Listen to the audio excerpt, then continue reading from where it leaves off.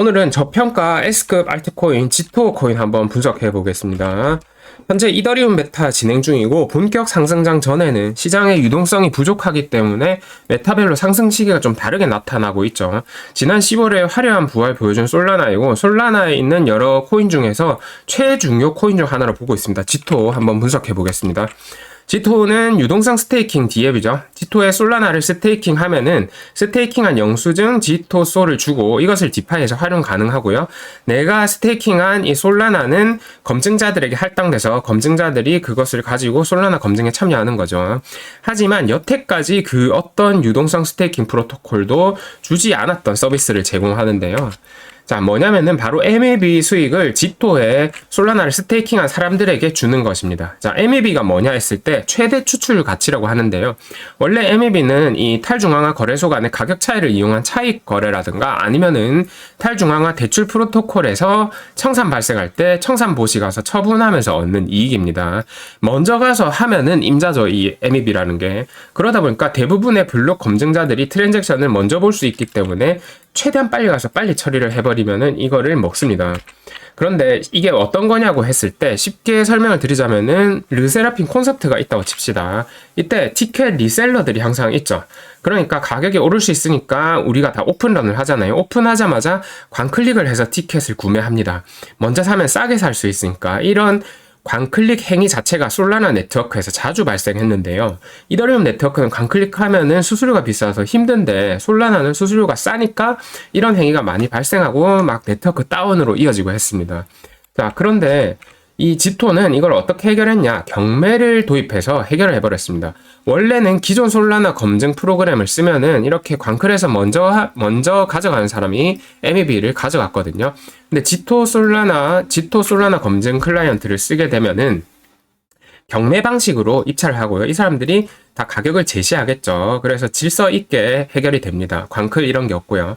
그래서 MEV가 발생한 이 내용은 누구한테 준다? 이 지토 솔라나 스테이커한테 주는 겁니다. 지토 솔라나 스테이커들은 이 검증자들한테 자기 솔라나를 맡긴 상태겠죠. 지토는 경매 입찰을 도입했고요. 검증자들은 경매로 MEV를 가져가고 얻은 MEV는 이 지토 솔 스테이커에게 준다. 이렇게 보시면 되겠습니다. 좋은 건 알겠는데 조금 이상하죠. 왜? 원래 검증자들은 자기가 가져가던 MEV거든요. 근데 이거를 스테이커들한테 줘버리니까 기분 나쁘죠. 검증자들이 과연 이거를 쓸까요? 이런 생각이 들지 않습니까? 일단은 봤을 때는 많이 썼습니다. 31.45%, 68%니까 지토 솔라나 출시 후 어마어마하게 늘었습니다.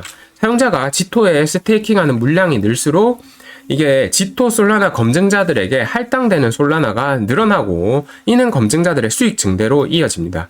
이 사용자들이 결국은 이 지토 솔라나에 스테이킹 하는 거를 선호할 수밖에 없습니다. 왜? MEV를 가져가니까. 그래서 여기에 들어가는 물량이 많아지게 되고 많아질수록 지토 솔라나 검증 클라이언트를 사용하는 검증자들은 자기 물량도 늘릴 수 있으니까 그러면 당연히 검증하는 과정에서 얻는 수익도 늘어나게 되겠죠. 그리고 이 광클 같은 MEV를 위한 스팸 경쟁이 검증자들에게도 굉장히 피곤한 작업일 수도 있어요. 이렇기 때문에 이 지토가 계속해서 성장을 하고 있는 거고요. 11월 달에 에어드랍이 있었습니다. 그래서 이 검증자들에게도 15%의 지토 에어드랍이 있었고요. 그래서 이 에어드랍 때문에 저렇게 늘은 건 아닌가 생각할 수 있겠죠. 그런데 이 에어드랍이 끝나고도 지토 솔 검증자들이 많이 떨어져 나가지 않고 이 스테이킹 물량도 이렇게 유지가 되고 있기 때문에 결국은 장기적으로도 이게 커나가지 않을까 보고 있습니다. 지토 토큰 대규모 언락은 12월 8일 이후기 때문에 이제 그때까지 충분히 강한 펌핑이 한번 나올 수 있다고 보고 있고요. 지금부터 뭐 10달 넘게 남았기 때문에 사실 올해는 상당히 괜찮지 않나 보고 있습니다. 현재 솔라나 D앱 중에 TBL은 2위로 극상위권입니다. 마리네이드가 1위고 지토가 2위죠. 969, 603이고요. 이 마리네이드가 한 10배 성장하는 사이 지토가 20배 성장했습니다. TBL이. 지토는 7.23%의 APY에 MEV 추출 가치를 같이 주고요.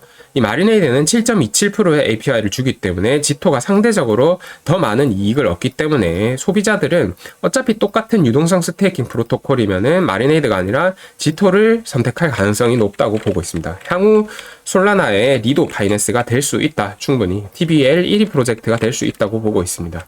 그리고 솔라나 검증자들이 사실 결국은 솔라나 네트워크에서 꽤 오랫동안 활동하면서 솔라나 가격이 올라가야 자기들도 좋잖아요. 그런데 솔라나 네트워크 안정화에 기여하는 프로젝트를 결국은 저는 좋아할 수밖에 없다고 보고 있습니다. 자꾸 다운이 되고 이러면은 솔라나 가격이 곤두박질 치잖아요. 그러면은 솔라나 검증하는 사람들도 기분 나쁘죠. 자기들도 나중에 장기적으로 보고 이거를 검증하고 솔라나 채굴을 하고 있는 건데, 보시면은 토큰 유틸리티는 좀 부족합니다. 거버넌스 기능, 스테이크 풀 수수료 설정 이런 기능이 있고요.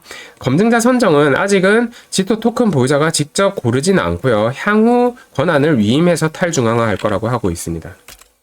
그리고 시가총액 보시면은 대충 2억 4천만 달러 정도, 하나로 3천억 정도고요. 차트상 하락 추세선 이제 넘고 이렇게 하고 있는 상태입니다. 그래서 솔라나 유동성 스테이킹의 MEV 추출 가치를 스테이커에게 주는 서비스를 제공하고요. 자체 클라이언트를 보유해서 해자가 존재하죠. 아무나 따라 못합니다. 솔라나의 디파이가 향후 크게 성장 가능하므로 무한한 잠재력이 있고 1위 마리네이드를 넘어서 얘네가 1위가 될 수 있다고 충분히 보고 있습니다. 토큰 유틸리티는 부족하고 파이어 댄서 클라이언트 출시 후 어떻게 되는지 좀 봐야 될 것 같고요. MEV를 광클하고서라도 잡고자 하는 공격적인 검증자들은 분명히 있을 거거든요. 걔네들은 별로 선호하지 않겠죠. 그리고 이더리움 L2 아비트럼이 강력한 디파이가 성장을 하게 돼서 솔라나 디파이 성장을 뭐 방해할 수도 있다. 이 정도도 뭐 약간 위험 요소 중 하나일 것 같습니다. 예, 저평가 S급 알트코인이고요. 충분히 S급이라고 할 수 있는 코인인 것 같습니다. 오늘 지토 분석해봤습니다. 영상 시청해주셔서 감사합니다.